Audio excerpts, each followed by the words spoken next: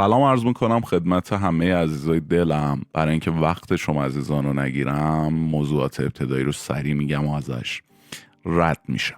اول اینکه هر هفته در این چنل ویدیوهای با موضوعات پزشکی، سبک زندگی سالم و آشنایی با انواع بیماری ها خواهیم داشت. ویدیو رو دوست داشتید لایک یادتون نره و سابسکرایب هم اگر نکردید چنل رو سابسکرایب بکنید، زنگولارم رو حالت آل قرار بدید، اولین نفری باشید که مطلع میشید و سریع اون رو مشاهده بکنید. دکمه تنگس هم که تکلیفش معلومه، بارها گفتیم که کمک میشه به خیریه های پزشکی و در واقع افرادی که محتاج هستند برای کارهای پزشکیشون، بیماران سرطانی و از این قبیل کارهای خیر صرف میشه، پولهایی که از طریق دکمه تنگس کمک بشه.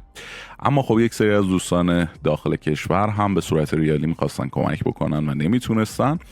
این شد که در داخل دیسکریپشن یک لینکی قرار دادم که نوشتم لینک دونیت مالی ریالی که میتونید از طریق اون به صورت ریالی و از طریق درگاه پرداخت امن هر مبلغی رو که دلتون میخواد کمک بکنید.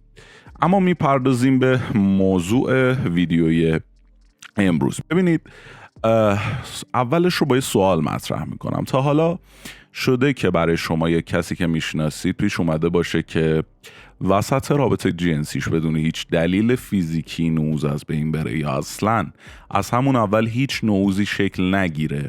اولین چیزی که فکر میکنیم اینه که نکنه مشکلی توی بدنم دارم، کمبود هورمون دارم، ضعف جسمی دارم.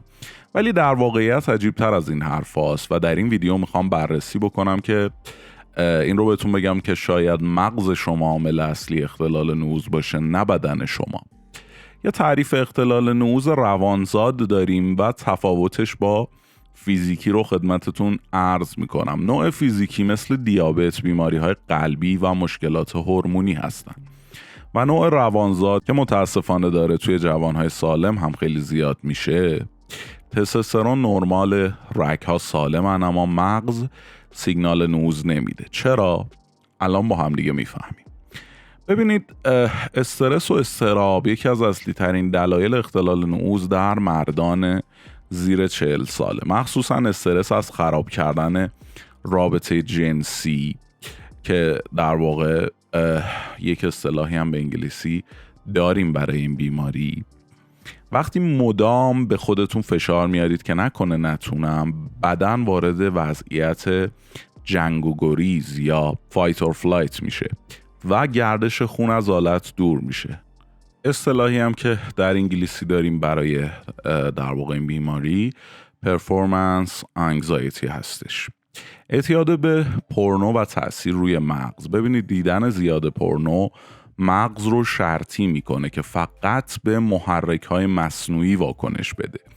تو واقعیت مغز دیگه از تماس واقعی جنسی تحریک نمیشه.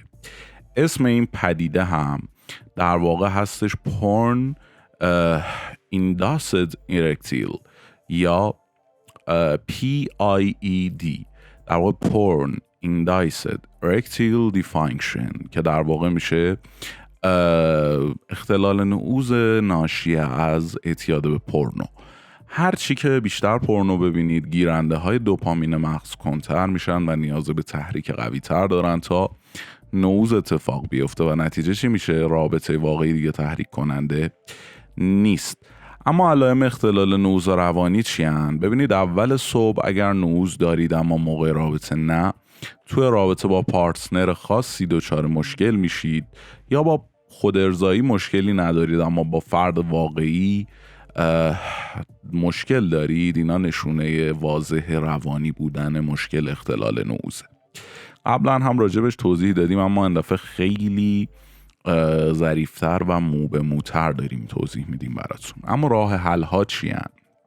چگونه بدون دارو بتونیم مشکل رو مدیریت بکنیم؟ در مرحله اول قطع کامل پورنو برای حداقل 30 تا 60 روز، حتی شده به زور. ورزش های منظم به ویژه تمرینات مقاومتی و هوازی، تمرین های ذهن آگاهی برای کاهش استرس، صحبت با پارتنر بدون خجالت، افزایش اعتماد به نفس، روان درمانی جنسی یا مشاوره با متخصص در صورت نیاز. ببینید بعضی وقتا مشکل از اونجاییه که انتظارشو نداریم. گاهی حالت سالمه ولی مغز قفل کرده. اگر دچار اختلال نعوذ شدید، قبل از خوردن قرص یا ترسیدن یه نگاهی به ذهن و سبک زندگیتون بندازید.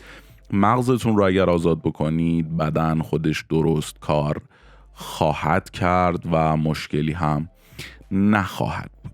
ببینید در رابطه با درمان‌های دارویی که البته ما اصلاً پیشنهاد نمی‌کنیم سراغش برید، اگر شما به دکتر روانپزشک مراجعه بکنید، احتمالاً دکتر برای شما داروهایی مثل فلوکستین، سرترالین، سیتالوپرام، اسیتالوپرام یا پاروکستین رو خواهد داد که مناسب برای اضطراب مزمن، وسواس و حملات پنیک هستند. اما مصرف طولانی مدتش در کل شاید خوب نباشه، ولی خب قطعا بی خطرتر از بنزودیازپین هاست. بنزودیازپین ها شامل داروهایی هستند که خواب آورن مثل لوراسپام، دیازپام، کلوناسپام و آلپارازولام.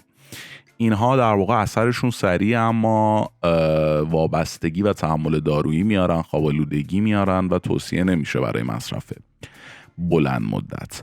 و اما یه دسته دیگه از داروها داریم که مهار کننده های بازجذب سروتونین و نورپینفرین هستند، مثل ونلافاکسین یا دولوکستین که مناسب برای اضطراب همراه با درد مزمن یا افسردگی شدید هستند و عوارضشون هم با داروهایی مثل فلوکستین مشابه هستش.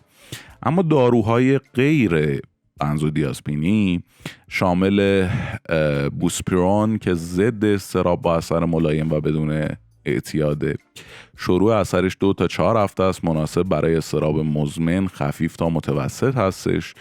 داروهای کمکی دیگه هم که میشه مصرف کرد شامل پروپرانول برای کنترل علائم فیزیکی اضطراب مثل تپش قلب، مخصوصا برای اضطراب عملکرد مثل سخنرانی، هیدروکسیزین که آنتی هیستامینی با اثر آرام بخشه، کوآپین و اولانزاپین که در برخی موارد شدید اولانزاپین رو دکتر ممکنه توصیه بکنه. هر داروی ضد اضطرابی باید تحت نظر پزشک و با نسخه پزشک مصرف بشه و با بررسی دقیق شرایط بدنی شما. مصرف خودسرانه میتونه باعث اعتیاد، تداخل دارویی یا تشدید علائم بشه و هرگز به شما پیشنهاد نمیشه. امیدوارم هر جا که هستید سالم و سلامت و به دور از انواع بیماری ها باشید. تا ویدیوی بعدی، خدا نگهدار.